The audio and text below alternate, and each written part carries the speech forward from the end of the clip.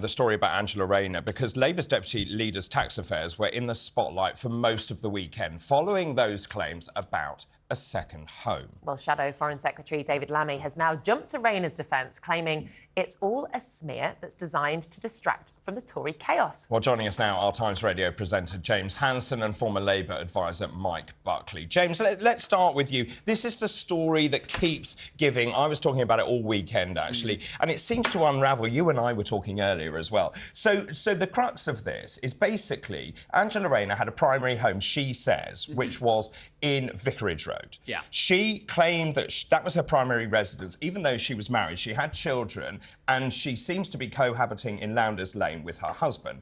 Now, all of this is based around the fact she sold that primary residence that she says she made profit and she didn't pay capital gains. And that's the story, and she's sticking to it. Yes, because had it been actually a second home, then you'd be liable to pay capital gains tax. Now, in the grand scheme of things, not very much, you know, compared to what some other politicians have had to do in disputes with HMRC over their tax. We're talking about £1,500 here.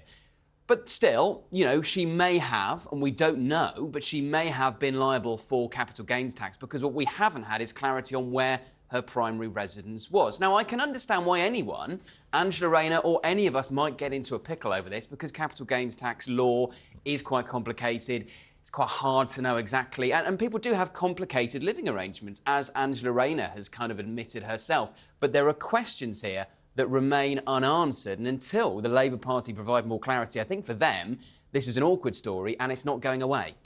Mike, do you think this is as influential a gotcha moment as some politicians on the right or in the Tory party think that it is? No, I don't think it is at all. I mean, as David Lammy said yesterday, there are lots of people across the country who live in blended families, who have different living arrangements. Some people living in one property, other people living in another property. Angela had, I think, at least one previous child at this point from another marriage or another relationship, and then she'd recently married the person who she was with at this time, back in 2014. So I think people realise there are lots of people out there with different living arrangements. I don't think it is a gotcha moment at all. Angela's made clear that this was her primary residence. She sold it perfectly legally. She was given tax advice. She didn't owe any capital gains tax. I'm sure she submitted all the information to the HMRC at the time. So there isn't a case to answer. There's more to this story, though, because obviously when she went back to her husband's home, she then tweeted, and this is what the Mail story is all about, she tweeted, "I'm back at home." Also, when you look at the furniture, the soft furnishing, and this is what the Mail has uncovered, they're in the other house. Now, that would lend a weight to the idea that actually where she says her primary residence was may not have been.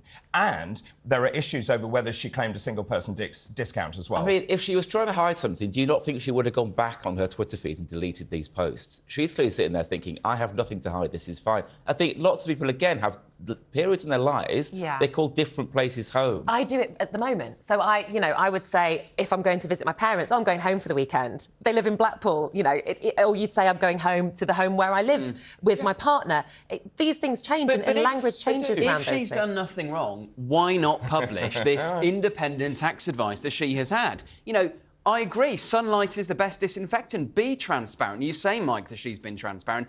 Not really. Why hasn't she published this advice? And they could make this story go away. I don't think this is, you know, some terrible misdeed she's done here. You're absolutely right. People live in complicated living arrangements, blended families, whatever. So just be open about it. But also, what does it say? This woman could be Deputy Prime Minister. If she has broken the law, it's untenable for her to be Deputy Prime Minister. And that's but what our current Prime Minister broke the law. But to go into office having he broken broke the law whilst in office. But it doesn't mean just because someone did it doesn't mean it's right that everyone does it. And there has to be accountability and scrutiny. I don't even know if this counts as breaking the law. I mean, even if she did not pay the capital gains tax, if she claimed incorrectly a single-person discount, if she also fraudulently said that house was her primary residence, which it wasn't, that is breaking the law. That is a criminal offence, and it's breaking the law. I don't know if anybody suggested that she broke the law, but I mean, I think the most of the people are suggesting that she might owe a small amount of capital gains tax. She claims that she didn't. I know this is now being investigated. This is now being investigated by police. We will all find out. She will find out. My understanding is that she believes that she's done exactly the right thing. And I haven't actually, having read all the information about this, I haven't seen any information that persuades me otherwise. So James? why doesn't she do what James says? Publish it. Well, her argument is, why should I publish my tax affairs when loads of Conservative sitting ministers don't publish their tax affairs, which is perfectly But she reasonable. has previously demanded other Conservative ministers publish their tax affairs, which leaves her open to this charge of hypocrisy. And politically, Labour has to be very careful about that. I would agree. Also, there is... Sorry, Nicola. There is... I'm on a roll. Well- there is one other part to this, which is, of course, she bought it under the Right to Buy scheme, which, of course, was a Thatcher principle. And she has also been in public saying she doesn't agree with the right to buy. That smacks of hypocrisy, I think, to many people around the country.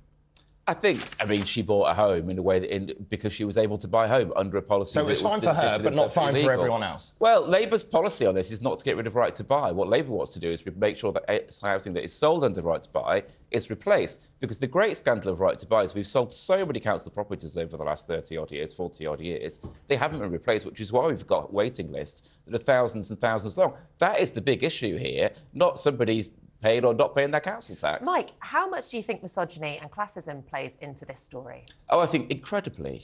I mean, I think this is all about her being a working class woman. Seriously? Yes, of course. I mean, it's all over it. It's the misogyny, it is the classism, it's the fact that she's got a regional accent. It is all of those things. It's let's take a pot shot at her. James, would you agree?